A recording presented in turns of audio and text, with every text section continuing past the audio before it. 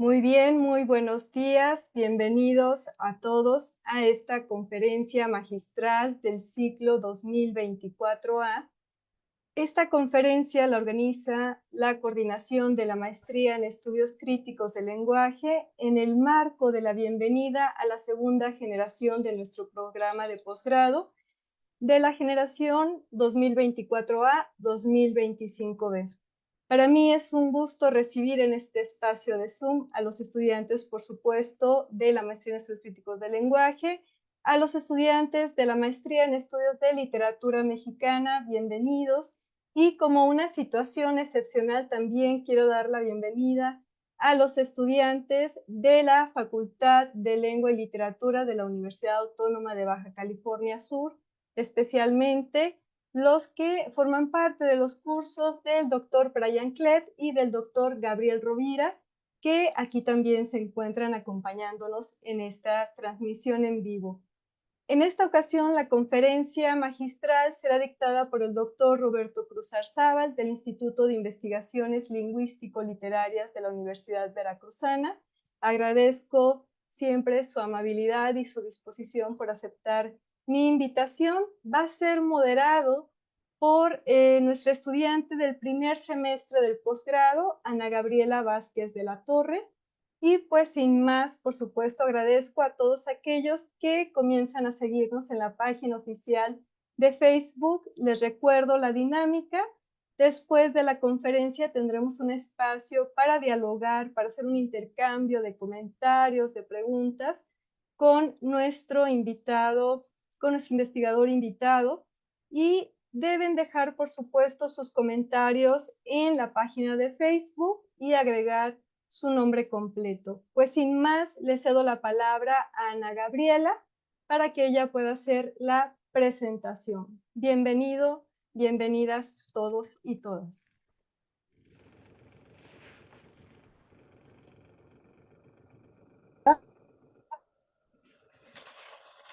Al doctor Roberto Cruz, investigador de tiempo completo en el Instituto de Investigaciones Lingüístico-Literarias de la Universidad Veracruzana, doctor en letras por la UNAM.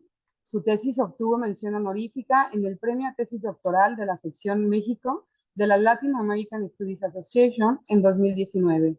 Entre 2012 y 2019 fue profesor de la Facultad de Filosofía y Letras de la UNAM. Entre 2019 y 2021 hizo una estancia postdoctoral con ACID en el Departamento de Letras de la Universidad Iberoamericana. Es miembro del Sistema Nacional de Investigadores, nivel 1. Ha editado, aquí se esconde un paréntesis, lecturas críticas a la obra de Cristina Rivera Garza, UNAM 2019, Historias de las Literaturas en México, siglos XX y XXI, Hacia un Nuevo Siglo, 1968-2012, Tensiones, Territorios y Formas de un Campo Literario en Movimiento, UNAM 2019, y Vocabulario Crítico para los Estudios Intermediales, UNAM 2021. Es integrante del Mexican Studies Research Collective y de UC Mexicanistas. Sin más, le cedo la palabra al doctor Roberto Cruz Arzábal. Muchas gracias, Ana, por la presentación. Gracias a la doctora Diana por la invitación y gracias también a quienes están aquí presentes en el Zoom y a quien esté también escuchando desde la página de Facebook de la Maestría en Estudios Críticos del Lenguaje. Es para mí un gusto y un honor enorme poder acompañarles en la inauguración del ciclo. Y bueno, si además algunos de los proyectos, según entiendo, tienen que ver con estos temas, pues qué mejor que establecer un diálogo temprano con quienes nos dedicamos, además de sus profesoras y profesores, a estudiar este tipo de textos. Voy a empezar compartiendo pantalla. Es una presentación que hice para poder guiar, para poder acompañar lo que voy a explicar. Hay algunas citas, algunas ideas que creo que ayudarán a mantener el ritmo de la presentación. Empiezo. Primero voy a dejar nada más la pantalla en la portada, pero voy a empezar con la presentación propiamente. Eh, Bien, creo que por principio, bueno, el título, Necroescrituras y Curaduría, Estrategias Poéticas en torno a la autoría en el siglo XX, lo que me propongo hacer en los siguientes minutos es exponer algunas notas, ideas y revisiones muy generales sobre algunos de los tópicos que he estado estudiando desde hace algunos años. Eh, Me voy a enfocar particularmente en el trabajo primero de Cristina Rivera Garza, a contextualizar el trabajo de Cristina Rivera Garza, de quien vienen sobre todo los conceptos de necroescritura y de quien tomo también la idea de la curaduría, y posteriormente lo voy a tratar de aterrizar o tratar de poner en diálogo con dos obras de las que incluso la propia Rivera Garza escribió en su momento, obras que también he estudiado desde hace algunos años y que han merecido interés por parte de los estudiosos y de la crítica, que es Antígona González, de Sara Uribe, y el Anti-Humboldt, de Hugo García Manríquez. Todo esto lo voy a contextualizar en un problema al que creo que están respondiendo y que espero poder plantear de manera clara en mi exposición, que es el problema de la autoría literaria en los tiempos contemporáneos. Va a ser una exposición, como les comentaba, hecha de notas más bien superficiales. No voy a poder profundizar mucho en ninguno de los problemas, pero espero que en la parte de preguntas y respuestas podamos asentar mucho más los elementos que voy a problematizar. Entonces, empiezo. Creo que la publicación de dos libros de teoría de la escritura marca el momento clave en la apreciación y extensión de las escrituras conceptuales, o lo que podríamos llamar los conceptualismos literarios del siglo XXI, sin que hayan sido los primeros, ni que mucho menos sean los únicos. Uno de ellos, el más relativamente temprano, On Creative Writing, de Kenneth Goldsmith, de 2011, que luego fue traducido, publicado como escritura no creativa, fue la traducción de Alan Page, y que fue publicado en 2015 por la editorial mexicana Surplus y en 2016 por la editorial argentina Caja Negra, una obra que ha circulado notablemente en el campo literario o en los campos literarios hispanoamericanos. En segundo lugar, Los Muertos Indóciles, de Cristina Rivera Garza, que fue publicado en 2013 y que luego fue reimpreso o republicado en 2019. La primera edición es una edición que creo que se conoce bien, de tapas amarillas, publicada por Tusquets, y luego con esta portada que me gusta mucho más, una portada más linda, en la edición de bolsillo. No me voy a detener mucho en las aportaciones y debates que cada uno de los libros desató en la última década. Sin embargo, quiero apuntar la diferencia entre ambos.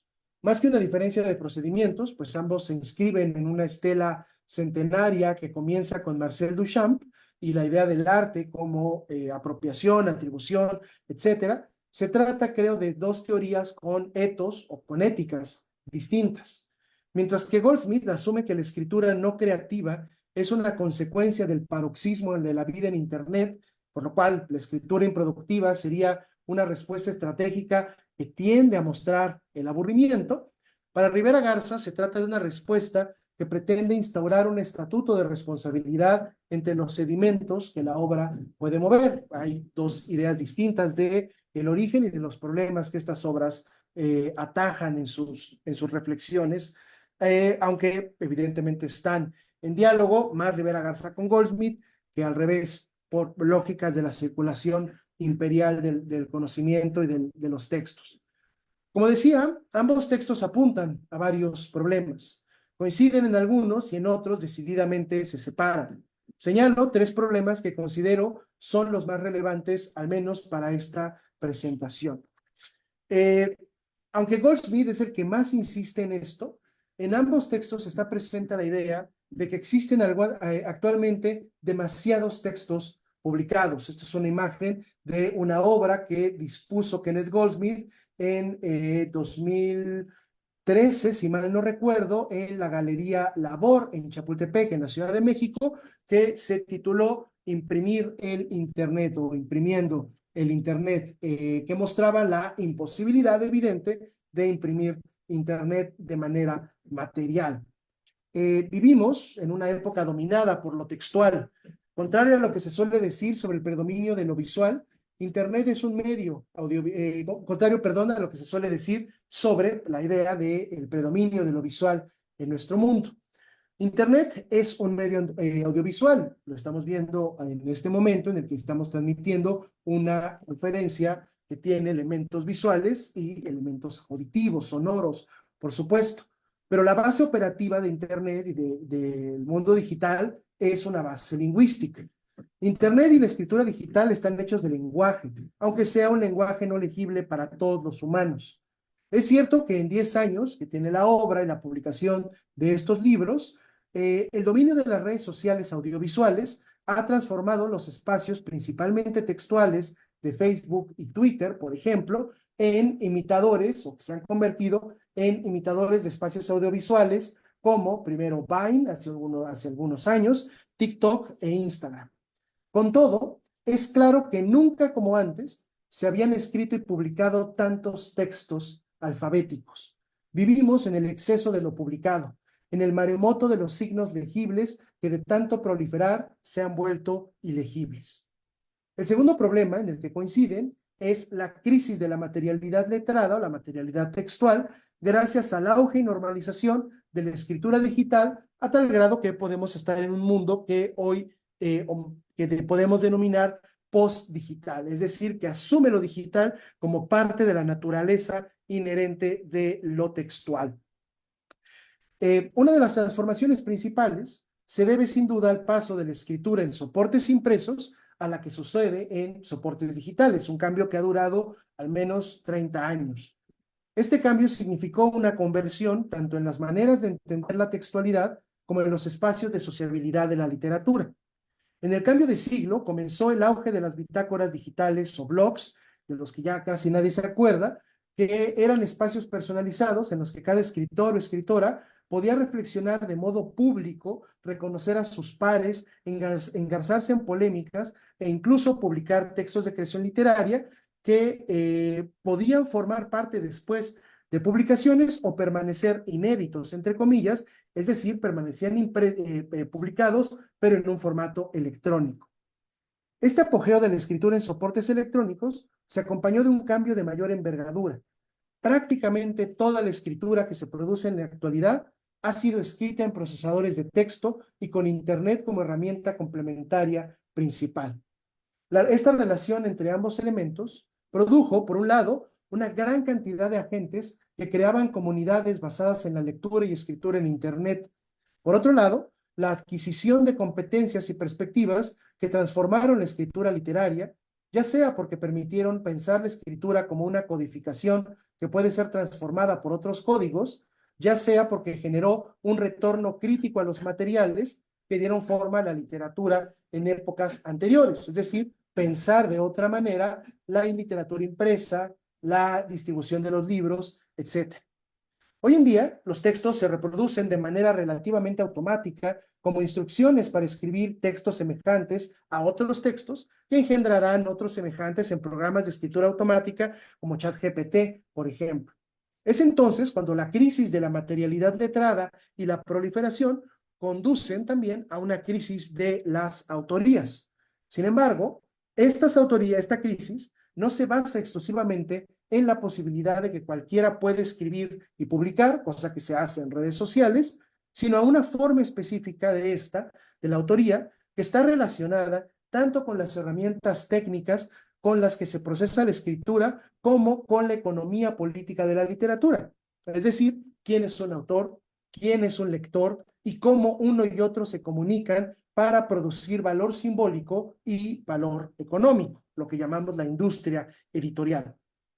La crisis de la autoría moderna consiste en el abandono progresivo de las nociones asociadas con el escritor burgués y su antítesis bohemia, que escribía con fines expresivos, es decir, para hablar de su yo interior, para crear su yo interior, dirían los estructuralistas un siglo después, o bien con fines políticos, para expresar algo sobre la nación, las masas, la emancipación, y estos dos elementos, el escritor burgués y su antítesis, van a ser sustituidos por un escritor o escritora espectacular, del que importa más su valor como imagen que como estilo, o que sus procedimientos estilísticos, aunque sea un buen estilista. Puede haber escritores y escritoras sensacionales que trabajan con la forma de manera formidable, pero que lo que importa es cómo se muestran y cómo circulan como imagen y como valor de exhibición.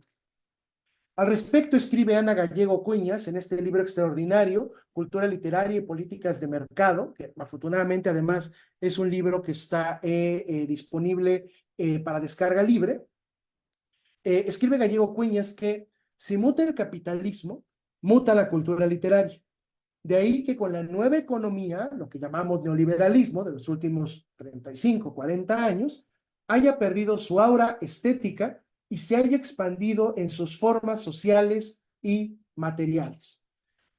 Aunque se suele asociar las industrias culturales, el cine, los espectáculos, etcétera, con los medios masivos de comunicación y los espectáculos populares, es una realidad difícilmente debatible que la literatura ya forma parte de las industrias culturales.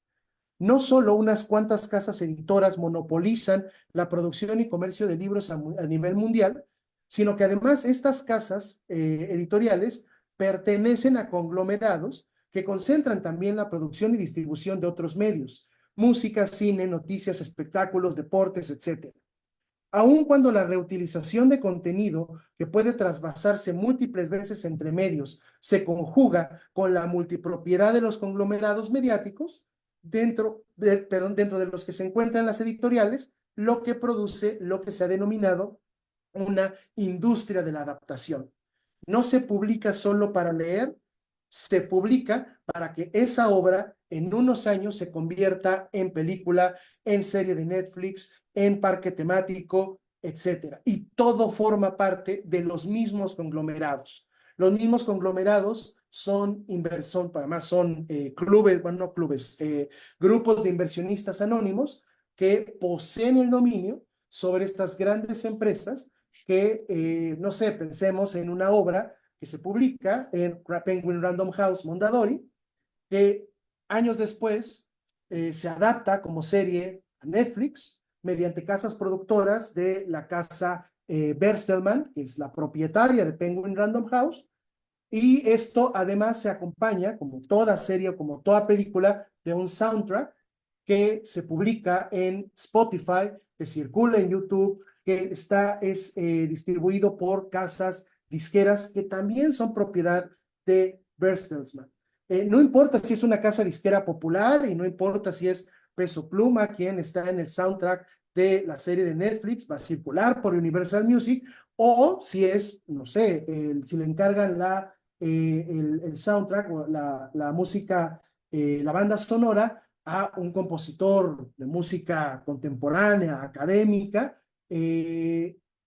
que se distribuye en Deutsche Grammophon, el gran sello de música académica, que también es propiedad de Bertelsmann. Es decir, aquí no hay una diferenciación y lo mismo pasa con la literatura.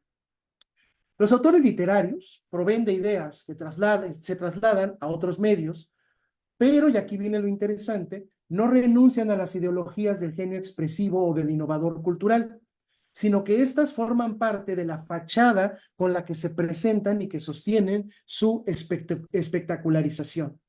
La idea del genio autoral, despreocupado por los procesos de valor y de producción de los objetos, se actualiza en la del autor superestrella, cuyas obras se traducen y se adaptan. Lo central de la experiencia literaria hoy en día no es el libro, sino lo que lo rodea. Dice Gallego Cuñas, hoy en día los modos de producción y circulación de la literatura están orientados al ámbito de lo público, lo performático, lo democrático y lo social. Esto es, a los dispositivos de sociabilidad como fuerza de producción de la literatura que se incardinan en fenómenos como la espectacularización y profesionalización de la figura del escritor. Escritor no solamente es el autor literario, sino el que escribe y se presenta públicamente como escritor en un festival, como festival, en la feria del libro, en los programas de televisión, en las conferencias, etc. Frente a la autoría espectacular y en coherencia con la proliferación infinita de textos, de la que hablaba al principio, surge la forma de la autoría subrogada. La autoría subrogada consiste en la intersección entre apropiación, reciclaje, modificación, etcétera, en torno a la idea de la autoría. El autor subrogado no necesariamente está fuera de la maquinaria espectacular. De hecho, sucede cuando una estrella televisiva, un político o política que no conoce la O por lo redondo publica un libro, sabemos que no lo escribió esa persona, sabemos que hay alguien, una autoría subrogada, que lo escribe, pero que no se presenta como autoría. Pero es al mismo tiempo, de la autoría subrogada, una respuesta a la industrialización de la escritura. Este tipo de autoría puede ocultarse tras el disfraz del espectáculo, pero también puede hacerse visible, y con ello adquiere una dimensión crítica que puede volverse en algunos casos contestataria. Kenneth Goldsmith identifica el procedimiento de la autoría subrogada como una manera de evadir y criticar la autoría espectacular, al menos en la dimensión ideológica en la que el autor típicamente burgués es un genio de originalidad expresiva, mientras que para Goldsmith se trata en realidad de lo que Marjorie Perloff llamaba un genio no original. Alguien, por ejemplo, en pintura, que sería mucho más cercano a Andy Warhol que a Pablo Picasso. Pablo Picasso, el autor original, el genio expresivo; Andy Warhol, el autor que recontextualiza y que utiliza la autoría subrogada, que domina el mundo del arte pues, desde hace casi 50 años, si no es que mucho más. Rivera Garza, en cambio, y recuerden que los ponía como estos dos paralelos distintos que establecen, pues sí, diferencias entre sí en su manera de proceder. Para Rivera Garza, a semejanza de otros autores latinoamericanos, como Nona Fernández, Matías Celedón, Pablo Cachadilla, Verónica Gerber, Felipe Kusser, la respuesta es distinta, porque aunque se basa en la subrogación autoral, no se queda enclaustrada en ella. De allí provienen los términos en los que propongo detenerme y que son el foco de esta charla: las necroescrituras y la curaduría. A lo largo del libro de Los muertos indóciles, y regreso a él, se ensayan diversas definiciones de lo que Rivera Garza llama necroescrituras y lo que también va a llamar desapropiación, que son los conceptos fundamentales con los que opera su trabajo. Dice sobre las necroescrituras, en una definición muy útil, muy práctica, que son, o que ella llama, a la producción textual que alerta, emerge entre máquinas de guerra y máquinas digitales, siempre en plural. Formas de producción textual que buscan esa desposesión sobre el dominio propio y que también incorporan, no obstante y de manera central, prácticas gramaticales y sintácticas, así como estrategias narrativas y usos tecnológicos que ponen en cuestión el estado de las cosas y el estado de nuestros lenguajes. Siguiendo el orden de la definición, los problemas que constituyen la singularidad de las necroescrituras entonces son, por un lado, el desplazamiento de la literatura en su sentido moderno por prácticas posliterarias que la conciben como producción, es decir, como trabajo sobre un tipo de código y sobre un tipo de materialidad, no el genio, sino el trabajo postindustrial o industrial. Además, hablan de la situación específica de esa producción en la intersección de dos ejes: la violencia del ejercicio del poder de los estados y el capital, por un lado, y la transformación de las formas materiales de los textos debido a los medios digitales por el otro. Son las dos de manera simultánea, algo que evidentemente Goldsmith, viviendo en Nueva York hace 10 años, no contemplaba. Pero también las necroescrituras contemplan un etos comunitario de la escritura, que se centra en el cuestionamiento y desmantelamiento de la figura autoral. Las necroescrituras no son solamente un diagnóstico de la escritura literaria en tiempos de violencia extrema y necropolítica. más que una forma definida, son respuestas a una condición crítica de vulnerabilidad social. Revisando la obra crítica de Rivera Garza, que es algo que he estado haciendo desde hace varios años, propongo resumirla en estos 4 elementos. Las necroescrituras, como esta condición de vulnerabilidad y tecnologización que modifica el estatuto de la literatura, la desapropiación como un etos que permite un procedimiento que permite desapropiarse, despojarse de lo propio en relación con el texto, es lo que se refiere a la autoría subrogada. La estrategia de la desedimentación, que más adelante explicaré, la estrategia de la excavación y el uso de los archivos, que va a ser fundamental, y finalmente una forma en general, que es lo que ella ha denominado las escrituras geológicas, y que ha estado trabajando en sus últimos libros. La dimensión cognoscitiva entonces de las necroescrituras es, pues, el reconocimiento de un estado alterado de la literatura propio de los espacios dominados por la violencia del capital. La dimensión social implica que no solo den cuenta de este, sino que al hacerlo realicen un trabajo crítico sobre el conocimiento. Por ello, la segunda parte de la propuesta es la desapropiación, el etos. Un etos que cuestiona doblemente la forma de la autoría industrial o neoliberal o espectacular, al mismo tiempo que ofrece una salida a ella mediante la actualización política de las prácticas de cita y apropiación del arte en la segunda mitad del siglo XX. La desapropiación se forma en oposición tanto a la apropiación como a la expropiación y se definiría, como dice Rivera Garza, por desposeerse del dominio sobre lo propio, al mismo tiempo que lleva consigo las marcas del tiempo y el trabajo de otros, del trabajo de producción y del trabajo de distribución, es decir, se vuelve un trabajo colectivo.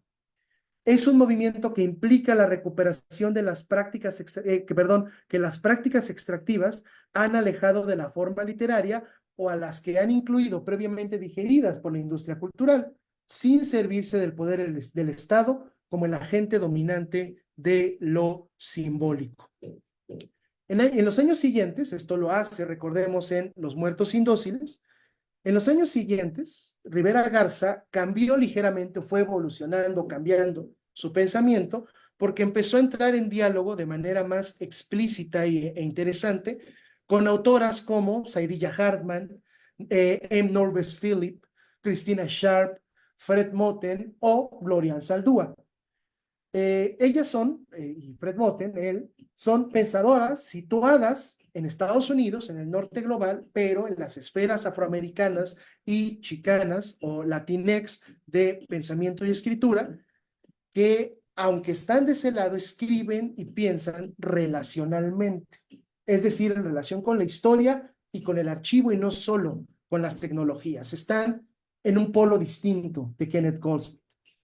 Como escribe Christina Sharp en su hermoso libro In the Wake on Blackness and Being, el pasado que no es pasado reaparece para rasgar el presente. Esas escrituras tienen una relación con el archivo que no parte de la proliferación textual de Goldsmith, sino a veces incluso de la ausencia del archivo. No hay archivos de la esclavitud, hay archivos de los esclavistas. No sabemos los nombres de las millones de personas que fueron esclavizadas en la diáspora y que se quedaron y dejaron descendientes en Estados Unidos, el resto del continente, así como, y lo veremos después en la obra de Rivera Garza, muchas veces no hay nombre de las personas desaparecidas, de las personas que son víctimas, de las mujeres que son víctimas de feminicidio. Se trata de archivos silenciados, de archivos que muchas veces ni siquiera existen como tal. Hay una relación distinta con la proliferación textual.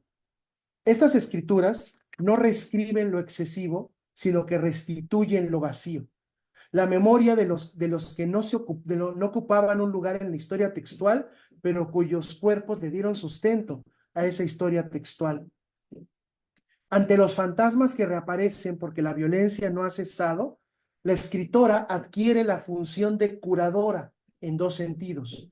como alguien que selecciona, como la curaduría a la Andy Warhol, pero también como alguien que pretende sanar esta rasgadura del tiempo. Rivera Garza lo explica en un pasaje, perdón, de los muertos indóciles, que extrañamente luego salió de la segunda edición, que solo está presente en la primera edición. El que cura es un enfermo terminal, padece del lenguaje. El que cura con cuidado y diligencia, que es como lo señala la raíz latina del verbo curare, es, en el caso de la escritura, un escritor que reescribe frases. Es de asumirse, pues, que la primera acepción del término predomina cuando se habla de los curadores, es decir, de los que curan, como aquellos expertos que atienden a, ponen atención a y seleccionan con devoción, es decir, críticamente, los objetos de su cuidado. La curaduría, entendida así, es más que el cuidado y la selección, es la sobrevida de los silencios que toman forma en la escritura, que no se basa en la presunta originalidad, sino en su agotamiento. Esta escritura hecha de cuidados, esta escritura que cura, se despliega como la respuesta estratégica, que es al mismo tiempo la aparición y la negación de la violencia de la historia. Este es el procedimiento que sigue Rivera Garza en los 3 libros que forman parte de su proyecto de las escrituras geológicas. Había mucho humo, neblina o no sé qué, autobiografía del algodón y el invencible verano de Liliana. Es el anunciamiento que aparece entre necroescrituras rematerializadas en situaciones de extrema vulnerabilidad y la curaduría, la atención al lenguaje de otros y otras para hallar en ellos devoción y crítica. Aunque la obra literaria de Rivera Garza esté en diálogo profundo con sus especulaciones teóricas, estas no solo sirven para poner en juego su literatura, sino para pensar ejemplos elaborados a partir de estrategias como la desapropiación y la curaduría, o que responden a sitios de enunciación atravesados por las necroescrituras. Es el caso de las obras que comentaré a continuación. El primero es la, creo, muy conocida obra de Sara Uribe, Antígona González, una pieza conceptual basada en la apropiación, intervención y reescritura. Fue escrita, lo dice la propia autora al final en el colofón de su libro, por encargo de Sandra Muñoz, actriz y codirectora, y Marcial Salinas, director teatral, y fue presentada en el Espacio Cultural Metropolitano en Tampico, Tamaulipas, en 2012. Antígona González es una obra en la que el despliegue de la curaduría remonta el duelo en una articulación de 2 elementos. El duelo del personaje homónimo, Antígona González, quien busca el cuerpo de su hermano Tadeo, y los duelos inacabados de las decenas de dolientes cuyos testimonios se concentran en el libro en la forma de muchas voces provenientes de documentos periodísticos. En este sentido, Antígona González es una obra producida a partir del doble duelo, del doble movimiento, perdón, de la excavación y el montaje. Como dice la voz de la propia Antígona González, la absurda, la extenuante, la impostergable labor de desenterrar un cuerpo para volver a enterrarlo, para confirmar en voz alta lo tan temido, lo deseado. Sí, señor forense, sí, señor policía, este cuerpo es mío. El libro se escribe desde los restos de la escritura, desde los residuos de las noticias, para dar forma a la ausencia de los desaparecidos.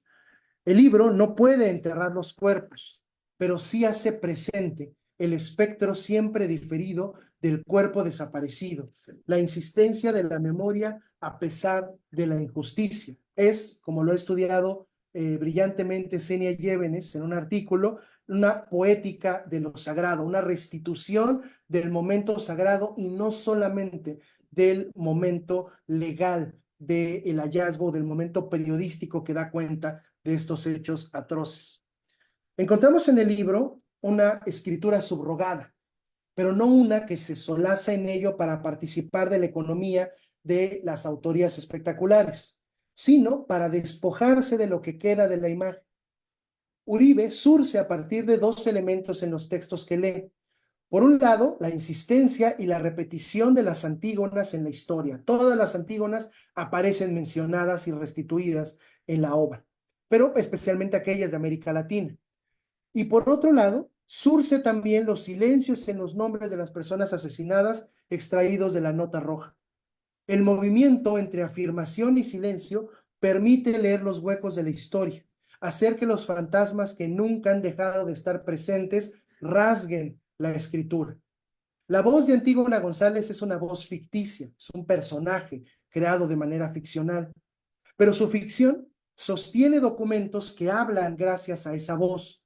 No son los documentos hablando por sí mismos, sino que son evocados e invocados en la ardua tarea del cuidado. La imbricación entre citas, informes, explicaciones y la narración del personaje impiden que la obra se convierta en una letanía de apropiaciones o en un mero clamor empático, doloroso y que podría correr el riesgo de volverse melodramático. No es posible, sin embargo, hacer de los personajes signos cerrados. Antígona no es ya solamente el símbolo de la que busca la tumba para un cuerpo, sino que son decenas, centenas de mujeres con nombre que cuentan historias. Son muchas voces que se tejen para producir un efecto de multiplicidad sin el vértigo de lo infinito. Este es el ejemplo que tenemos, como lo que hace Sara Uribe es alternar uno y otro. Por un lado, el documento, Reynosa, Tamaulipas, 18 de abril, el cuerpo de un hombre de entre 25 y 30 años fue encontrado a orillas del libramiento que conduce al puente Reynosa Mission. Vestía bermudas de mezclilla, calcetines de algodón blancos y una camisa de mezclilla con forro de franela a cuadros. En la siguiente página, quien quiera que ella sea, se la deja sin duda al margen, se la deja al margen por la guerra. Lo que sucede son los derrumbes, como un anillo que se rompe y ya no le sirve a nadie. Desde ese momento nos quitaron la mitad de nuestro corazón, no sabemos cómo estamos sobreviviendo con la mitad de un corazón. Lo que tenemos entonces es una alternancia, no es plenamente un discurso de un tipo ni plenamente otro discurso. Este alternar, imbricar, surcir, es lo que hace que la autoría subrogada adquiera una dimensión crítica que no necesariamente tiene en la versión de la autoría espectacular. Esta multiplicidad de voces que están aquí van a aparecer entonces a partir de lo documental, pero lo documental no es lo único que se muestra, lo documental es la base a partir de la cual se tejen estas otras voces. Hay una imbricación entre ficción y documento, y un movimiento entre ficción y documento, en el que la autoría es la encargada de urdir, de tejer esta relación cuidadosamente seleccionada. Este es uno de los ejemplos. El segundo ejemplo es el Anti-Humboldt, una lectura del Tratado de Libre Comercio para América del Norte. Como lo dice el título, consiste en una lectura a partir de procedimientos conceptualistas del texto oficial del Tratado de Libre Comercio, firmado 20 años antes, ahora 30 años de distancia. Mientras que Antígona González es una obra colectiva articulada mediante la alternancia, como acabo de decir, el Anti-Humboldt es una obra sin autoría aparente, sostenida por la excavación que permite la subrogación. Dice en su explicación, en un epílogo, notable que ambos libros compartan la idea del epílogo que explica la obra, dice García Manríquez en su epílogo: en 2010 comencé a abrirme camino a través de los documentos oficiales en inglés y en español del tratado. El resultado es este artefacto bilingüe, porque están los dos en español, la versión en español y la versión en inglés. Lejos de agotar el proyecto, estas notas componen una cartografía de intersecciones entre posicionamientos personales, colectivos, dentro de las recientes demarcaciones del capital. Esto es el Anti-Humboldt, así es como se ve para quien no lo conozca. El tratado es lo que hace es jugar con la espectralidad, la base posterior del texto, sobre la cual resaltan algunas palabras que incómodamente forman un discurso semejante al discurso poético, pero que mantienen como trasfondo la estructura y el discurso del Tratado de Libre Comercio para América del Norte. Pensemos en esto. El tratado, el Telecán, carece de autoría. No hay un nombre que sostenga su redacción. ¿Quién es el autor o autora del Telecán? Es un documento consensuado entre los 3 países que lo firman, mediante comisiones y congresos. Es una autoría múltiple. Las firmas que lo autorizan fueron las de los respectivos secretarios de Economía y los presidentes funcionaron como testigos. Ante un documento que carece de autoría, la intervención visual parece una contradicción. Lo es, pero es una que detona las formas de significación desde el interior del propio documento. El Anti-Humboldt de García Manríquez es el resultado de la confrontación del texto del Telecán consigo mismo. Al enfrentarse del choque entre imagen y huella producida por la lectura de uno de los documentos capitales del neoliberalismo en México, aparece la contraimagen del tratado, el texto espectral que se reproduce al fondo y sobre el que resaltan palabras seleccionadas. Otra forma de pensar la aparición del texto espectral es la imagen remanente, la after image, la imagen con sobrevida que produce la lectura de la división entre texto en negro y texto diluido. Leo un fragmento. Para los efectos, otra cosa, incluidas sus notas interpretativas. Días significa días naturales, significa tenga o no fines. Una parte significa, estado significa, existente significa, nacional significa, persona significa una persona, significa sistema armonizado, significa el sistema armonizado. Esta sobreimagen, esta after image, es el resultado de un doble proceso de lectura, el de García Manríquez y el de quien lee la obra, como si flotara entre el ojo lector y la superficie de la imagen. El texto remanente, destella la supervivencia del lenguaje neoliberal. El anti-Humboldt es un error en el documento que genera un error en la impresión retinal, la lectura del contratexto sobre la imagen, lo que Divya Victor, poeta estadounidense, llama un documento oposicional, una forma de vandalismo. La operación no parece provenir del cuidado, pues procede mediante la borradura, el silenciamiento de palabras para que otras palabras aparezcan. Parece que está más del lado de la rasgadura que del cuidado. Elimina las relaciones que sostienen el lenguaje del tratado para hacer aparecer una sintaxis oculta, hecha de tensiones y movimientos. Se trata de una relación y una selección que mantiene las palabras. Pero incluso el propio autor explica que una de las bases que tomó para elaborarlo es Song de Norves Philip, en el que la poeta y pensadora afroamericana rescata las voces no mencionadas en el acta de aseguramiento tras el naufragio del buque Song y la masacre de 142 esclavos que eran trasladados hacia Estados Unidos. El anti-Humboldt es un documento entero de ambición totalizante que se sostiene en afectos. Sobre el lenguaje del tratado, el anti-Humboldt se despliega como una cartografía cuya función es desentramar las equivalencias del sistema y desgarrar el simulacro de totalidad territorial. Es decir, se trata de un documento que está sostenido por afectos que aparecen cuando ese documento se borra. Lo que aparece es la negación del documento legal y la aparición, la sobrevivencia de todas las vidas, cuerpos y afectos que existieron para sostener la existencia de este texto. Es decir, es dar aparición, mostrar eso que no había desaparecido del todo, que está de algún modo presente en el texto, para reaparecer la historia como ese fantasma que continuamente está asediando. Y entonces, aunque no lo parece, se vuelve un texto también hecho de curaduría que intenta sanar esas rasgaduras de la historia que ya estaban presentes y que están reapareciendo constantemente. Son dos ejemplos, no me detengo más en ellos para poder concluir.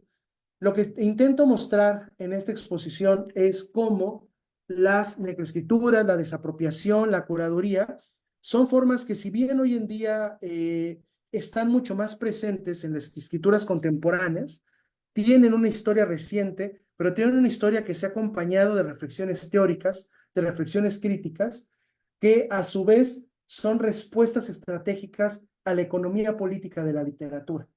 Y que gracias a ellas podemos ver esa economía política, podemos ver sus contradicciones, al mismo tiempo que podemos ver respuestas, salidas a esas contradicciones que evidentemente no modifican o no cambian la dinámica del mundo, pero que sí hacen presente ideas y conceptos y mecanismos de pensamiento que nos permitan dar cuenta de esas contradicciones de la economía política contemporánea. Con esto termino. Muchas gracias. Creo que me pasé un poco por el tiempo, pero es demasiada información siempre, pero espero que en la parte de preguntas, respuestas, comentarios, podamos establecer un diálogo enriquecedor a partir de algunas de estas notas, de estas ideas, de estas obras y de algunas otras obras que surjan al respecto. Muchas gracias. Muchas gracias, doctor. Muy interesante todo lo que nos comentas. A continuación vamos a abrir un espacio de preguntas bueno, los asistentes aquí en Zoom pueden compartirnos sus preguntas levantando la mano para que puedan participar. También desde la transmisión en Facebook pueden compartirnos por el chat sus preguntas y por este medio vamos a compartirlos. Bueno, yo quisiera abrir esta sesión de preguntas justamente para preguntar, bueno, en referencia a Antígona González, ¿no? Y a esta multiplicidad de voces que menciona y que sin duda pues salta inmediatamente en la obra. Eh, ¿Cómo crees, pues desde estos estudios que ya has hecho sobre la obra y sobre las microescrituras, que la recuperación e intervención de esta multiplicidad de voces, desde esta visión crítica que, bueno, transforma la realidad, ¿qué crees que están haciendo estas voces con la realidad que están transformando? Bueno, ahí creo que tu pregunta da en uno de los elementos sumamente importantes de este tipo de escrituras. Y es la pregunta por qué hacen justo con el mundo que rodea y del que provienen estas escrituras. Creo que a veces corremos el riesgo de sobreestimar el valor que este tipo de escrituras experimentales, radicales, políticas, tienen sobre la realidad. Y que al mismo tiempo la respuesta inmediata a esa sobreestimación es decir que la literatura, porque siguen siendo literatura, siguen circulando como literatura, no tienen una intervención directa sobre la realidad. Su labor no es intervenir directamente sobre la realidad. Sin embargo, claro, para esto una posible respuesta, una idea que se acomoda bien a ello, es la idea de Jacques Rancière en torno al disenso, en la cual una de las labores de la literatura durante la modernidad, siglo XIX en adelante, y que la cual no necesariamente ha cambiado mucho, es que la literatura, cuando se ocupa de sí misma y cuando se ocupa de sus propios procedimientos, más allá de si habla o no habla de política, es capaz de distribuir de manera distinta lo sensible, es decir, es capaz de hacer aparecer eso, cuerpos, voces, registros, que no necesariamente estaban apareciendo antes. Y eso es cambio suficiente. La capacidad de la literatura, de las artes, de distribuir lo sensible, creo que es uno de los valores más altos, más importantes de la autonomía estética a lo largo del siglo, del siglo y medio que nos antecede. Sin embargo, evidentemente hoy en día esa autonomía estética pues, se transforma, está en riesgo, está en crisis, y por lo tanto ese trabajo no necesariamente funciona igual. Corremos el riesgo de quedarnos en la pura representación como si la representación fuera suficiente. Sin embargo, algo que sí creo que vale la pena recordar es que aunque estas obras no intervienen directamente sobre la realidad, pero sí nos hacen conscientes de las estructuras y de las costuras de la realidad, sí hay obras que han tenido una exposición pública gracias a su perfil activista, gracias al tema que tocan, gracias a que por su potencia o su poder textual han sido recuperadas por colectivos o personas activistas que han tenido una repercusión mucho mayor y mucho más evidente en la esfera pública. Es el caso de Antígona González y es el caso del Invencible Verano de Liliana, por ejemplo. Es realmente llamativa la manera en la que muchos movimientos feministas han recuperado una obra como El Invencible Verano de Liliana, tanto para rendir memoria a la figura de Liliana Rivera Garza, poniendo placas, llevando su nombre en las marchas, junto con los nombres de otras mujeres, como activando la obra para generar procesos de memoria semejante. Y es el caso también de Antígona González. Antígona González, a mí durante mucho tiempo me tocó verla en las marchas que se organizaban desde hace muchos años, desafortunadamente, sobre las personas desaparecidas, que había gente leyendo en voz alta fragmentos de Antígona González, repartiendo fragmentos de la obra, activando la obra públicamente. Es decir, sí tienen una repercusión. No creo que sea el propósito y no creo que las obras se agoten en eso, pero creo que también es importante tomar en cuenta que estas obras sí tienen esas consecuencias, tienen una relación mucho más profunda con ciertos movimientos activistas. Es algo que mi colega y amiga, la doctora Selma Rodal, ha estudiado de manera importante, la relación entre la obra de Rivera Garza y, por ejemplo, las pintas o manifestaciones feministas, igual que otras colegas como Amanda Petersen, Francesca Densdet, etcétera, que hacen un trabajo de cómo estas obras, sobre todo las de carácter feminista, salen hacia el espacio público, pero evidentemente no es el caso de todas. Muchas gracias. También, bueno, tenemos aquí a Alejandro Noé, que está levantando la mano. Sí. Hola, ¿se escucha? Sí, perfecto. Sí, adelante. Sí. Hola, doctor, mucho gusto. Muchas gracias. Y bueno, mi pregunta tiene que ver con una cuestión de cómo evaluaríamos, por ejemplo, si consideramos el momento político que determine estas obras, ¿cómo evaluaríamos una obra como La oración del logro de Jaime Reyes, Claro. que sigue ciertos procedimientos semejantes, ¿no? Que podremos considerar semejantes, pero que evidentemente pues viene de otra época y de otra condición en la que existían los escritores, pero digamos que si podemos evaluarla como parte de una tradición o qué sucede con esta obra. Muchas gracias. No, gracias a ti por traer a cuenta la oración del oro de Jaime Reyes, una de los poemas, de los libros de poesía más relevantes y fascinantes del siglo pasado, que desafortunadamente no ha tenido la misma distribución o discusión que otros. Sí, no, tienes razón, los procedimientos son muy semejantes. Ahora bien, aquí hay una cosa que creo que es importante considerar.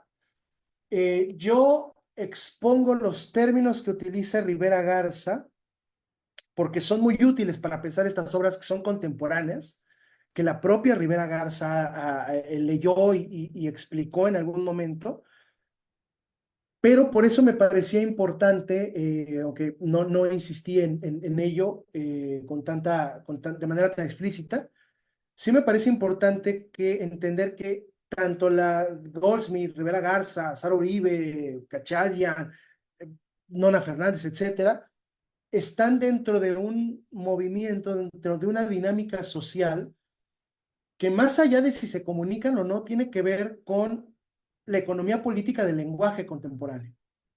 Y esa economía política no cambia en 10 años, no cambia en 20 años.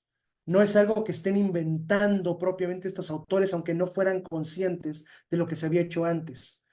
Esa economía política lleva transformándose, no sé, en 2024, unos 50 años, 60 años más o menos. Es decir, el proceso de transformación de la crisis de la autoría moderna, cuyos momentos más álgidos son la autoría modernista de posguerra, que en ese momento también empieza a transformarse en lo que se va a conocer después como autoría posmoderna y que va a dar causa a este tipo de autorías,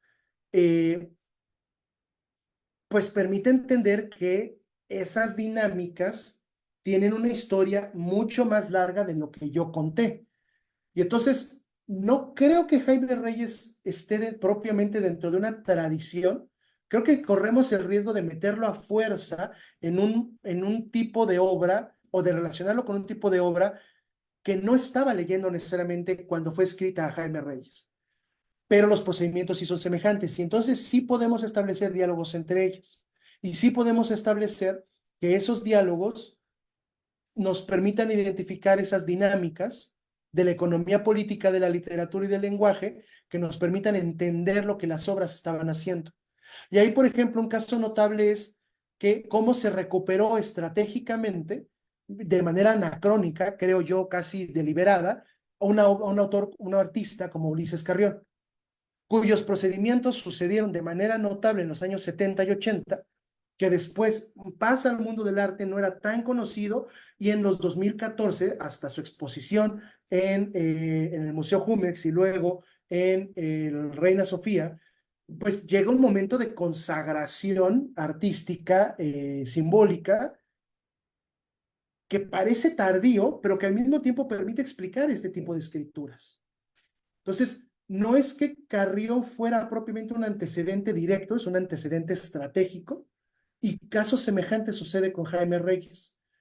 Y en las recuperaciones que han hecho de Jaime Reyes, ¿no? La publicación de la oración del logro en el archivo negro de la poesía mexicana, por ejemplo, y el prólogo que hace Eva Castañeda, que lo relaciona con este tipo de escrituras, porque mantienen un diálogo. Yo creo que ese diálogo, aunque pensarlo como tradición funciona, creo que ganaríamos si lo pensamos como una dinámica dentro de una economía política más grande, porque no lo hacemos lineal, sino que lo hacemos como parte de un magma que genera síntomas en las obras.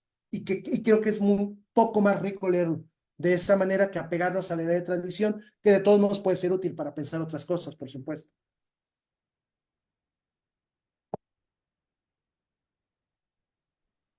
Muchas gracias. Tenemos también una pregunta del doctor Brian Klein.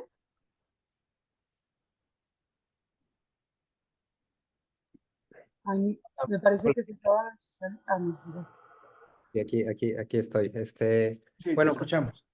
primero que nada, me gustaría, pues, agradecer, ¿no?, la amabilidad, disposición y hospitalidad, tanto de la doctora Diana Sánchez como del doctor Roberto Cruz. Estamos aquí muy contentos de podernos sumar, ¿no?, a la discusión, en especial de estas lecturas. Que creo ya desde las semanas anteriores que estuvimos discutiéndolas en clase con los estudiantes de licenciatura, ya nos dio lugar digamos, a ir visitando, revisitando varias ideas, ¿no? Precisamente hasta sobre los estatutos, sobre si la literatura viene a ser algo definible o es inefable, ¿no? Nos dio bastante de qué hablar, de qué discutir el corpus. Ya desde ahí ya estábamos aprovechando bastante todo el contexto de esta ponencia, que también felicidades, doctor, muchísimas gracias por permitirnos estar. Y a mí me gustaría, como nada más una referencia rápida, me gustaría invitarlos a que después le echen un ojo a la primera página y media de la escritura de la historia de Michel de Certeau, donde se ve un ejercicio bastante interesante entre historiadores, ¿no? Precisamente Michel de Certeau, ya un escritor, digamos, posmoderno, ¿no? Ya pertenece a la generación de intelectuales después de los 70s, interviene su propia escritura tomando distintos fragmentos tanto de los libros de historia como de las poesías de Jules de Michelet, ¿no? Lo cual ya me parece bastante interesante. No les voy a leer los párrafos, nada más son 3 frases que me interesa rescatar. O sea, interviniendo tanto la escritura de Michelet como de Certeau, ¿no? Nací pueblo, tenía al pueblo en el corazón, pero su lengua me fue siempre inaccesible, nunca pude hacerlo hablar. El otro es el fantasma de la historiografía. el objeto que busca, honra y entierra. Un trabajo de separación se efectúa en esta proximidad inquietante y fascinadora. La búsqueda histórica del sentido no es sino la búsqueda del otro, pero esta acción contradictoria trata de envolver y ocultar en el sentido la alteridad de este extraño, o lo que es lo mismo, y esta parte es lo que más me interesa llegar, trata de calmar a los muertos que todavía se aparecen y ofrecerles tumbas escriturísticas. En ese sentido, leyendo desde Desertó, lo primero que me daba a pensar en estas lecturas es archivo viene de origen, ¿no? De arjé, ¿no? Mientras que esta contracara, el concepto que aquí el doctor Roberto Cruz nos ofrece es, por un lado, desapropiación, pero específicamente curaduría, ¿no? Y curar es preservar, de alguna manera es preparar para un público, ¿no? O sea, ya llevado como al sentido de museografía, ¿no? Es preservar y además es una especie de apropiación hacia el presente, mientras que la idea de archivo está tratando de lanzarse siempre en busca de ese huidizo origen, ¿no? El principio de donde nace, digamos, una tradición, como hace un momento se comentaba, ¿no? Ahora bien, lo que me da a mí a pensar es, pienso, por ejemplo, nociones muy propias de la teoría literaria, ¿no? Parodia como canto al margen de otro canto, decía Gerardo Diego, ¿no? Heteroglosia, intertextualidad, palincesto. Según la propuesta de Rivera Garza, con la idea de necroescrituras y desapropiación, yo lo que me pregunto es, y en realidad como que en mis reflexiones más o menos me lo voy queriendo responder, aunque no me termino de convencer a mí mismo, ¿no? Esa es la parte, por eso así como que mejor para que me digan ustedes, es el ejercicio de renombrar, para empezar, es muy posmoderno, ¿no? Generar una cantidad tremenda de conceptos y muy ad hoc al diagnóstico que nos ofrece Rivera Garza, es una dinámica como muy conceptualista, es decir, un nivel de abstracción, ¿no? En los conceptos posmodernos que muchas veces, en mi opinión, siento que le roba como a la parte sensible, ¿no? Entonces, ¿qué tanto se distancia o se distingue, ¿no? Esta idea de desapropiación, que al final de cuentas es una desapropiación para apropiarse, ¿no? Es como esta dinámica de la identidad que se construye también a partir del otro. ¿Qué tanto se distingue de todas estas otras nociones que, por un lado, sí nos refieren al canon como un simposio, como una conversación, ¿no? Continua? Sin embargo, aquí esa dimensión política, que es mi intuición la que me dice que es como la gran diferencia entre lo que propone Garza y todas estas otras nociones, de alguna manera es que parecieran querer desarticular la idea de el canon como un diálogo perpetuo, en especial de una cultura como de literatura para iniciados, mientras que la desapropiación es precisamente una literatura de los excluidos o de los borrados. Esa es mi intuición, pero principalmente es como la pregunta es, ¿ahí descansa esta noción política de la desapropiación literaria o hacia dónde debería estarnos refiriendo, doctor? Muchas gracias. Sí, gracias, Maya. Sí, la parte política juega un rol fundamental, pero es una política específica. Es una política que, al menos como lo explica Rivera Garza, tiene que ver con las condiciones actuales de la máquina capitalista.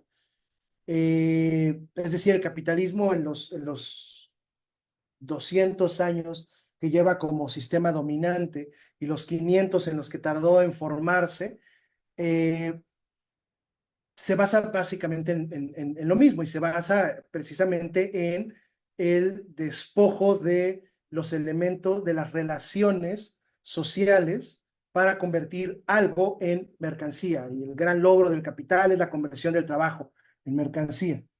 Eh, y ese proceso de larga duración pues va a sostener nuestra idea de literatura y por lo tanto no puede ser completamente distinto ni ajeno a lo que conocemos como literatura porque descansa sobre el edificio de la acumulación capitalista y de la conversión semiótica, como lo llama Guattari, del capitalismo. Sin embargo, sí podemos ver momentos específicos en los que ciertas obras, ciertas reflexiones dialogan con esa máquina. Y el momento específico del que habla Rivera Garza es un momento específico hispanoamericano y latinoamericano, pero para mí particularmente mexicano, que es la guerra contra el narco y la crisis del Estado-nación y de la crisis del Estado liberal en la cual seguimos. Ese es uno de los momentos específicos, pero otro de los momentos específicos, y creo que por eso es muy importante considerarlo, es que eso no se ve como un elemento ajeno a la técnica con la que se procesa la escritura. Creo que el gran logro del libro de Rivera Garza es poder juntar estos dos elementos, no verlos por separado, no ver la política por un lado, la técnica de la escritura por otro lado y la experimentación, sino juntarlos en un bloque de sentido y de funciones. No es la primera, viene de un trabajo archivístico, ella es historiadora de formación y por lo tanto tiene este diálogo con gente como Desertó, con gente como Foucault, Derrida, el trabajo del archivo, Ariel Azoulay, los contraarchivos, o sea, todo ese pensamiento está ahí. Si damos un paso atrás, podemos ver que todo ese pensamiento no tiene necesariamente una trayectoria lineal, sino una trayectoria de oposiciones, antagonismos, movimientos que no van a terminar de definirse de manera tan rápida, ¿no? O sea, creo que eso también es relevante para entender el valor, para no subestimar ni sobreestimar el valor de estos conceptos. Me voy a permitir tomar la palabra. Me parece muy interesante. Muchas gracias al doctor Roberto Cruz por su conferencia. Creo que está despertando una gran inquietud entre los asistentes, tanto de nuestros estudiantes de los dos posgrados como de los estudiantes de la Universidad de Baja California Sur.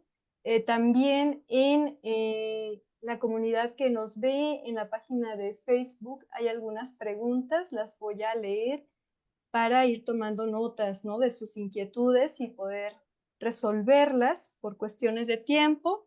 Nos dice aquí Alejandrina Rodríguez, ¿dirías que existe un vínculo entre la espectacularidad de la violencia, que es un poco, va a estar vinculado con la primera parte de la conferencia, ¿no?, y la saturación textual, testimonial que presentan estas obras?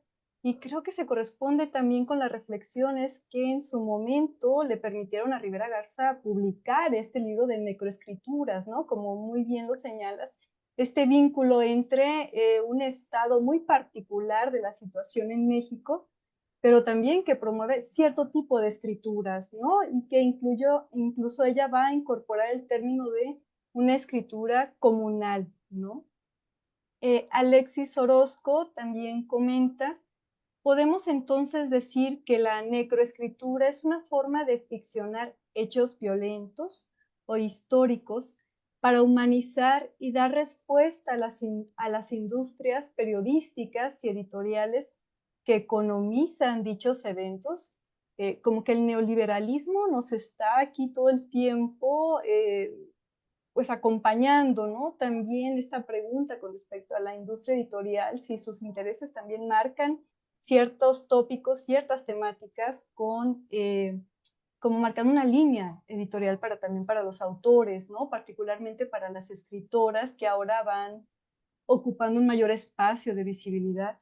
Y concluye Alexis con, ¿es acaso la curaduría una forma de hacerse del artificio artístico como respuesta a la visión normalizada y deshumanizada de la violencia?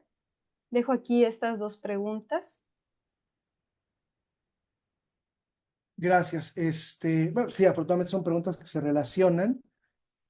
En un principio sí hubo, creo, un intento de responder a la espectacularización de la violencia. Recordarán esas escenas terribles del muy al inicio de la llamada guerra contra el narcotráfico, que empezó, de hecho, de manera anterior a su declaración, con violencia espectacular. Empezó con la exhibición de cuerpos sometidos a extrema violencia en espacios públicos por parte de bandas de crimen organizado o de policías o del ejército. Eso está en el origen. pero no es la única vía a la que se responde, porque si así fuera, recordarán que la espectacularización pública, colectiva de la violencia, bajó considerablemente durante el sexenio de Peña Nieto, porque hubo un pacto, una especie de consenso con los medios de comunicación de no darle tanto espacio a ese tipo de imágenes crudas. Y ahora, en el gobierno de López Obrador, de pronto parecía que esas imágenes habían desaparecido, pero las escrituras se siguen practicando, porque creo que aunque sí hay una respuesta, el vínculo no es necesariamente directo y no es el único. Sí responden a eso, están preocupadas por eso, sin duda contribuyen a la desespectacularización de la violencia porque intentan comprenderla, pero no es lo único que aparece. Eh, y con respecto a lo de la ficción, la propia Rivera Garza tiene un término que es muy interesante, muy lindo, que es conficcionar, que es el juego entre ficción y confección, que es unir, urdir historias y trabajos de archivo para crear ficción. Es un poco, esa es como cierta idea que está detrás del trabajo novelístico de Rivera Garza, ¿no? Que empieza desde Nadie me verá llorar y que está a lo largo de sus obras. Ahora bien, el problema de la industria editorial es que la industria editorial, como el capitalismo, de pronto parece que no tienen una fuera. No hay que olvidar que Rivera Garza está publicando estos libros en editoriales transnacionales, lo está publicando en Penguin, en Tusquets. No sé si eso le resta mérito a la obra, yo personalmente creo que no. Eh, Finalmente, son los modos de circulación a los que tenemos acceso. Es cierto que también hay otros modos de circulación, como la publicación personal, la publicación digital, la publicación artesanal, eh, pero todas forman parte de un ecosistema común. Y ese ecosistema, y estos términos, mejor dicho, creo que nos ayudan a entender ese ecosistema. Vale la pena cuestionar el papel que tienen dentro de los circuitos de producción y consumo de lo que llamamos literatura hoy en día, pero al mismo tiempo entender que estas obras, al estar dentro de estos circuitos, pueden también participar en la crítica y en la comprensión de estos. Y creo que eso es algo de mucho valor. Eh, lo mismo pasa con el arte contemporáneo, lo mismo pasa con las industrias culturales, es decir, no hay un movimiento unívoco en donde participar de uno restringe todo lo demás, ¿no? Siempre hay un movimiento mucho más incómodo, mucho más ambiguo políticamente de lo que puede parecer el juicio tajante sobre las industrias culturales. Creo que un primer paso importante para poder hacerles frente es entender cómo operan y cómo funcionan. Eh, y cómo incluso algunas de estas obras se sirven de estas plataformas para cuestionar estas plataformas, ¿no? Y creo que eso también es algo muy interesante de pensar. Muchas gracias. Continúo con un comentario de Caterina de hace un momento aquí en el Zoom. Ella comenta algo así. En la parte final de su exposición, comenta que estos ejemplos de escritura subrogada tejen una especie de cartografía afectiva para desentrañar las equivalencias del sistema. ¿Cuál es el papel que tienen estos afectos en la construcción de un nuevo mapa que va más allá de lo documental en el AH y en Antígona González? Y esta nueva cartografía indica cambios en el papel del escritor espectacular. Gracias por la pregunta, Caterina.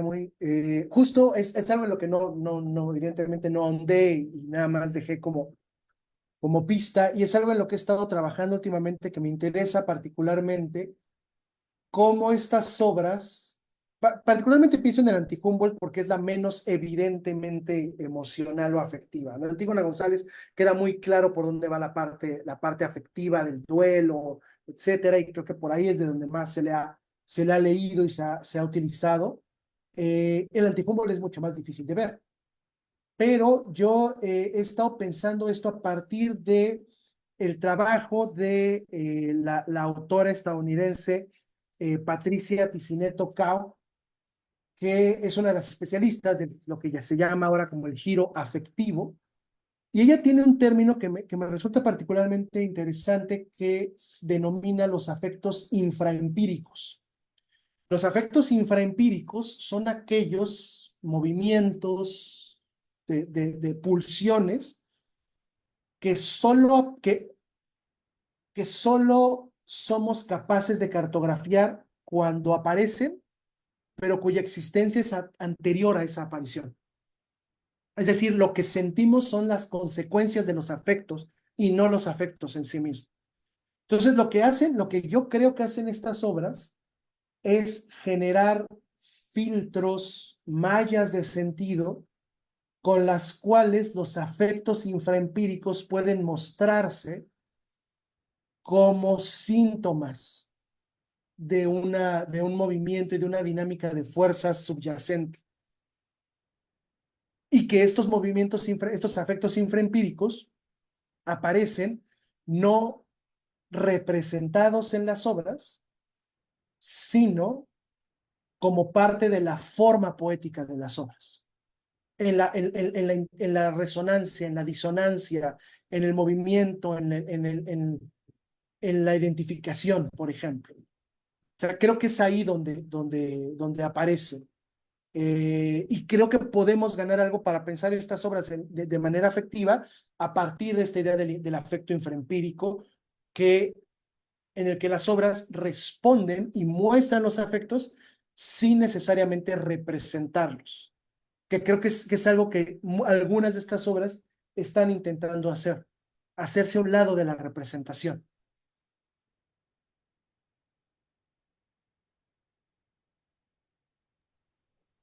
Muchas gracias. Tenemos aquí otras manos levantadas. Bueno, Carlos David Lobato. Sí, hola, ¿qué tal? Buenas tardes. Muchas gracias, doctor Roberto, por hacernos pensar bastante en la literatura contemporánea. Realmente creo que es una reflexión que está aquí para hacernos pensar. Y bueno, mi pregunta va un poco encaminado, bueno, también a mis intereses y en cómo relaciono esto de la necroescritura, porque entiendo bien cómo es que por ejemplo, la nota roja, la nota periodística se va transformando en este tipo de obras, pero pienso un poco en cómo se inscribe esta dinámica cuando hablamos de nuevo periodismo, ¿no? O cómo entender al nuevo periodismo latinoamericano o la narrativa o el periodismo narrativo a partir de las necroescrituras. Me gustaría, pues, no sé si pudiera como ahondar un poquito en esto o cómo poder trabajarlo, porque, bueno, evidentemente aquí también la violencia capitalista está, pues, representada, ¿no? Dentro de estas obras y pienso específicamente en lo que trabaja o, bueno, lo que ha publicado Fernanda Melchor o Daniela Rea o estas autoras que lo hacen desde otros géneros que no son la novela o el cuento precisamente. Gracias. Sí, gracias. Creo que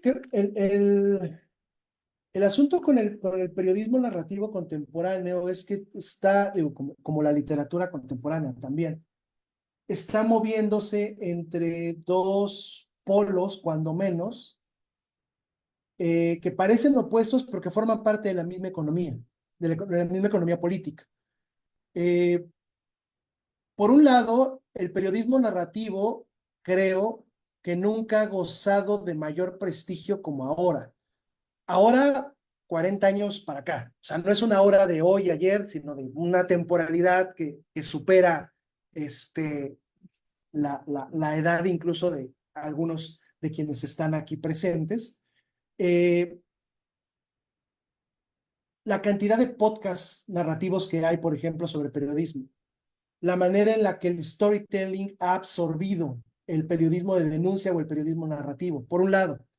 Y por el otro lado, ejercicios como el de la corporación, el sitio, la plataforma periodistas periodistas de a pie, que mantienen una noción de periodismo narrativo comprometido, muy en el sentido del periodismo comprometido de los años 70. que si bien utiliza procedimientos semejantes a los de estas escrituras, porque están en contacto, porque se conocen, porque se leen, tienen una idea de compromiso social un poco más clásica, aunque evidentemente los sujetos políticos de los que hablan no son los sujetos políticos de antes, ya no es la guerrilla centroamericana, ya no es el campesinado organizado, ya no son los sindicalistas, ahora son los movimientos feministas, ahora son los movimientos de búsqueda de desaparecidos, ahora son los Dreamers en Estados Unidos, o los migrantes sudamericanos o haitianos en paso por México. Es decir, los sujetos políticos cambian y cambian, por supuesto, las estrategias políticas en torno a ellos. Pero creo que todavía mantienen una idea que resulta sin duda necesaria, porque si no, perderíamos de vista esas historias del periodismo narrativo comprometido, porque su función es informar todavía.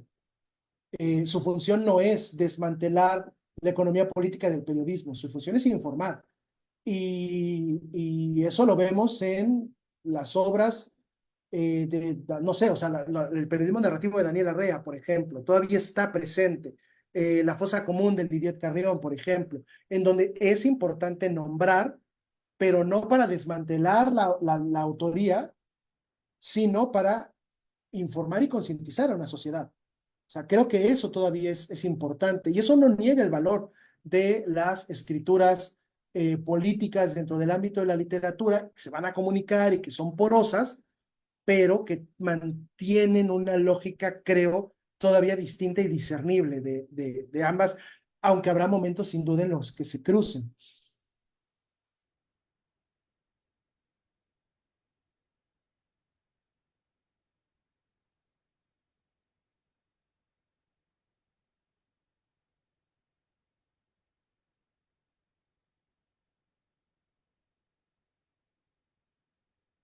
Bien, cedo la palabra a Alejandra López. Adelante. Bueno, muchas gracias por la charla, doctor. En torno a mi pregunta, va a estar encaminada a este cuestionamiento sobre la figura del autor, o sea, la construcción del yo. Eh, Recuerdo en lo que estaba usted comentando y también leyendo a Cristina Rivera Garza, ella lo manifiesta como que es una sucesión de identidades, ¿no? Esta construcción. Entonces, mi pregunta va hacia allá. Bueno, más que pregunta es si pudiera indagar más sobre esta realidad del yo. Es decir, entiendo que hay para que este yo se construya desde esta perspectiva, desde estas autoras, hay una relación intersubjetiva con el otro, ¿no? Para esta construcción. Entonces, en este sentido, esa realidad del yo, esa figura del autor, que pareciera como fragmentada, pero más bien es como un yo colectivo, se tiene que construir sí o sí a partir del otro, ¿no? Entonces, también me gustaría que comentara más sobre no sé si llamarlo identidades intermitentes o esta fragmentación de la figura del autor, o lo que menciona la misma Cristina Rivera Garza, esta sucesión de identidades. Gracias. Gracias a ti, Alejandra. Con respecto al yo, digo, creo que mantenemos todavía vivas y patentes los aprendizajes de las reflexiones sobre la escritura biográfica y autobiográfica del estructuralismo y del postestructuralismo. O sea, el yo es una sucesión de textos, es una sucesión de pactos de lectura. Si eso es el yo que se muestra públicamente o que mostramos públicamente, cuanti más el yo textual, ¿no? Que es una producción meramente textual. Acá lo interesante creo que es hacer evidente cómo se construye ese yo, hacer explícito la presencia de que los otros, las otras, también son textos, pero al mismo tiempo de que son textos, son cuerpos que posibilitan esos textos. y que esos cuerpos pueden ser decodificados y que esos textos son corporizados también. Y en ese sentido, este movimiento, cuando se hace explícito, permite entender que esos otros de los que habla Rivera Garza son también otros textuales. Y que por lo tanto, si el otro es texto, mi relación interpersonal es también intertextual, es interdiscursiva, pero al revés también. Mi relación interdiscursiva, mi relación con el archivo, mi relación con el texto, es también interpersonal. Y entonces yo puedo establecer relaciones subjetivas, corporales, afectivas, mediante los textos de otros. ¿Qué es lo que hace Rivera Garza en El Invencible, Verano de Liliana? ¿No? Recuperar no la memoria de Liliana, no solamente los textos de Liliana, sino a partir de los textos, recuperar esas huellas de ella en lo que ella escribió. Y que eso está presente de manera diferenciada, por supuesto, porque cada texto tiene un origen y un movimiento distinto. Por eso decía también que es importante que estas obras leen los silencios del archivo. Porque a veces, en el caso de Liliana Rivera Garza, existen sus diarios, existen sus textos. Pero en el caso de muchas personas que fueron masacradas, asesinadas, desaparecidas, violentadas, no tenemos esos testimonios, no tenemos esos textos. Entonces, pero eso no significa que no existieran esas personas.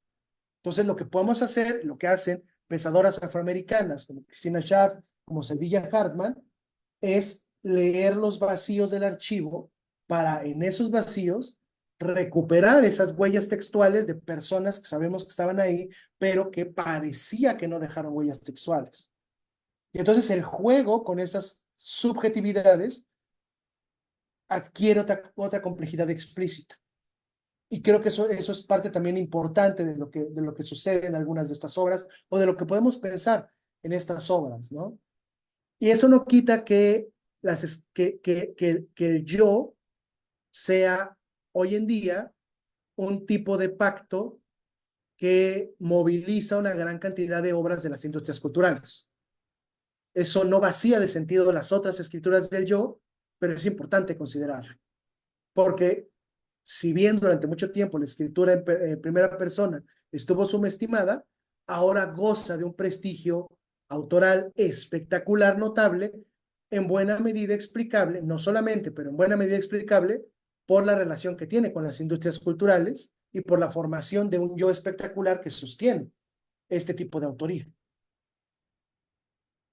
Y en ese sentido, a mí, por ejemplo, me parece muy interesante la distinción que hacías al inicio de dos formas de narrativas, una espectacular y otra, ¿no? Que es en la que podemos entender a las obras como Antígona González, como las reflexiones y las novelas, efectivamente, las novelas más recientes de Cristina Rivera Garza, aunque la inquietud sobre el archivo siempre ha estado presente, ¿no? En toda su novelística, precisamente por lo que tú mismo ya comentabas, ¿no? Pues ella es historiadora de formación y se nota que reflexiona todo el tiempo sobre la importancia del archivo y al mismo tiempo sobre ciertas técnicas narrativas que nos permitan establecer esos diálogos, ¿no? La literatura como ficción, que además se nota el artificio porque es evidente en las reflexiones que hace la propia Rivera Garza en sus obras, por ejemplo, en Autobiografía del Algodón, el estar vinculando la historia personal con la figura y la narrativa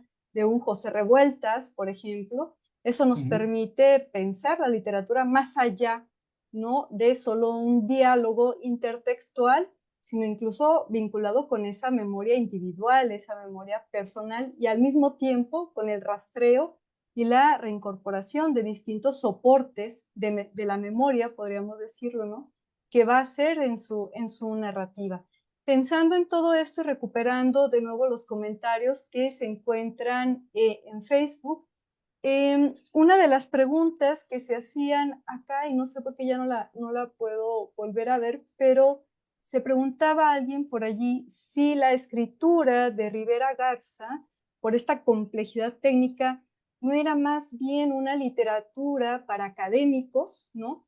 Y esto me lleva a vincularla con otra pregunta de Andrea Michel Mesa, que cuestiona, ¿cree usted, profesor, que se pueden comparar las necroescrituras con los textos académicos? ¿No? Y la pregunta está un poco rara por allí, pero al mismo tiempo me hace pensar en esta idea que en algún momento compartimos también sobre la muerte del autor, ¿no? Y ahora la importancia, precisamente un poco vinculado con la pregunta que hacía Alejandra, la importancia de ese yo, ¿no? Ese yo como autor, y luego el recuperar la autoficción también, que es un concepto que ha sido muy polémico, y llevar estas polémicas, digamos, a estas narrativas con un trasfondo, bueno, quizá no trasfondo, con una postura política muy evidente, ¿no? Que incluso son obras que también se leen en ciertos círculos feministas, ¿no? Tú mismo ya nos lo comentabas. Sí, no creo que se puedan comparar directamente, pero sí hay una comunicación. Y eso tiene que ver también con las transformaciones de los campos culturales. Por un lado, la participación cada vez más presente de la vida universitaria en la producción literaria. Digo, las novelas de campus, de los campos anglosajones, pues existen desde o sea, acompañan el periodo de posguerra, ¿no? Son uno de los grandes ejemplos de literatura posmoderna. Pero al mismo tiempo pensemos, por ejemplo, en la intersección entre el pensamiento académico y el pensamiento literario, en alguien como Rivera Garza, que en La muerte me da incluyó un paper, un artículo publicado en una revista académica como capítulo y como material documental de la obra. O pensemos en un tipo de registro académico que ha ganado fuerza últimamente en la academia contemporánea, que es la reflexión académica, teórica, crítica, que se sirve de elementos personales para teorizar.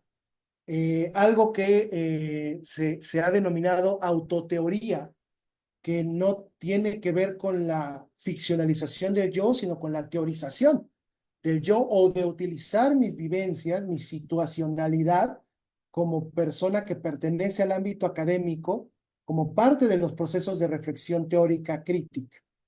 Y que puede suceder tanto en el ámbito artístico, hacer un documental, hacer una obra literaria que utilice procedimientos teóricos, que utilice reflexiones filosóficas o teóricas, como también utilizar registros personales para hacer reflexiones académicas.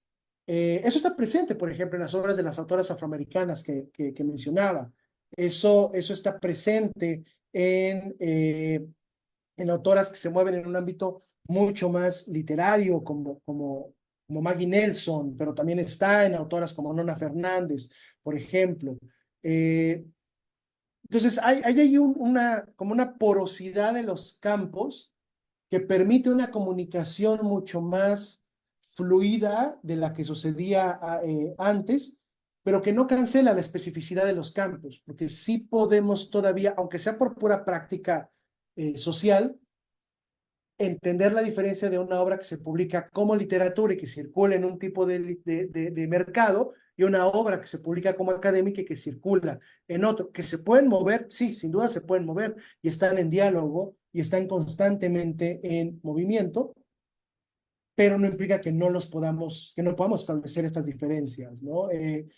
Digo, yo en mi caso valoro altamente que, por ejemplo, mis estudiantes me entreguen ensayos, trabajos finales, artículos, tesis que tienen, en los que ponen un valor, en los que juegan con el estilo, o metáforas críticas que pueden ser muy valiosas, pero no por eso recibiría una novela como tesis. No sé, o sea, creo que sí podemos establecer como esos campos todavía más o menos definidos para ciertas prácticas institucionales, aunque sepamos que la porosidad permite generar otro tipo de formas, ¿no? Ahí lo importante creo que es tener también una idea crítica sólida de esas formas para saber qué es lo que estamos haciendo con ellas.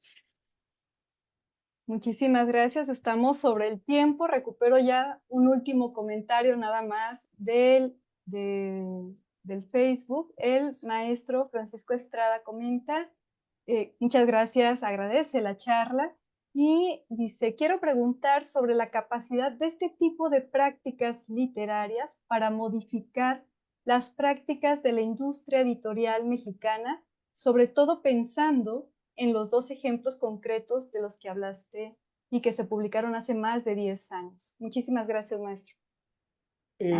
Gracias por la pregunta. Al doctor Estrada, buen amigo y además una de las primeras personas que también escribió sobre esta dimensión autoral de Antígona González. No sé hasta qué punto podemos ver ya cambios suscitados por estas obras, como entender que los cambios suscitados en la industria editorial posibilitaron también la existencia de estas obras hace 10 años y que esos cambios rastreados pues nos pueden ayudar a identificar la diferencia de lo que hoy es la figura autoral en la industria editorial y los procedimientos de la industria editorial. Si evaluamos las consecuencias que han tenido estas obras en la industria editorial, creo que no han sido muchas, porque la industria editorial ha seguido los caminos marcados que ya venían fuertemente en tendencia hace 10 años, precisamente, que se han consolidado por otras influencias, por otras influencias técnicas, sociales, políticas, económicas. Sin embargo, sí creo que tuvieron una influencia notable en la manera en la que entendemos ciertas poéticas contemporáneas. Muchas de las poéticas contemporáneas que trabajan con archivo, con contraarchivo, con imágenes, de algún modo son consecuencia y están en diálogo con obras como esta. Están en diálogo con Rivera Garza. Sin embargo, también creo que sería cosa rara, sería pronto para decir que la posible influencia o las posibles consecuencias de estas obras han terminado de suceder. Porque finalmente, si pensamos en una obra como El Invencible Verano de Liliana, es de hace apenas unos años. Y es como una de las obras que más influencia, que más consecuencia ha tenido en la manera en la que entendemos la relación de la literatura con el espectro social, lo que Ignacio Sánchez Prado llama la literatura en la época de la post-sociedad civil. Creo que no podemos dejar de lado que este movimiento de recontextualización y de reflexión sobre la figura autoral, sobre la industria editorial, sigue todavía en proceso, no ha cerrado completamente, aun cuando estas obras cumplieron ya 10 años o más, y aun cuando estas obras de algún punto parece que ya no necesariamente forman parte de las prácticas escriturarias contemporáneas. Creo que hace falta todavía tiempo para evaluar las consecuencias, aun cuando ya hay una descendencia importante de este tipo de obras y de este tipo de prácticas de escritura. Muchísimas gracias, Roberto. Un último comentario, nada más ya concluimos con nuestra conferencia magistral. Agradezco muchísimo a todos los que siguieron esta charla por parte del doctor Roberto Cruz. Roberto, algunas últimas palabras, algo para cerrar. Pues no, Magda, muchas gracias por sus preguntas, por sus comentarios. siempre es disfrutable saber que, aunque uno lleva casi 10 años, ¿no? 10 años ya pensando en este tipo de obras, todavía hay un diálogo que sigue suscitando, ¿no? Y que podemos seguirlas evaluando y partir de ellas para discutir y pensar el estatuto contemporáneo, no solo de la literatura, sino en nuestro caso, de los estudios literarios. Y pues nada, mi correo estaba en la presentación. Eh, Pueden buscarme cuando lo crean necesario, conveniente. Yo siempre estoy abierto al diálogo, a la conversación, a mantener otras conversaciones. Y pues nada, muchas gracias por la invitación, muchas gracias por la hospitalidad, a la maestría, a esta área de estudios literarios de la Universidad de Guadalajara, y pues también por su atención y sobre todo por sus participaciones. Muchas gracias. Pues muchísimas gracias. Con ello concluimos nuestra conferencia magistral del ciclo, bueno, que da la bienvenida a nuestra segunda generación de la maestría en estudios críticos del lenguaje. Muchas gracias a los estudiantes de la maestría en estudios de literatura mexicana, a la Universidad Autónoma de Baja California Sur, que se sumó a esta transmisión a través del Zoom, y por supuesto a todos los que nos siguen y nos acompañan en nuestros eventos académicos a través de la página de Facebook. Hasta pronto. Muchas gracias. Gracias, hasta pronto.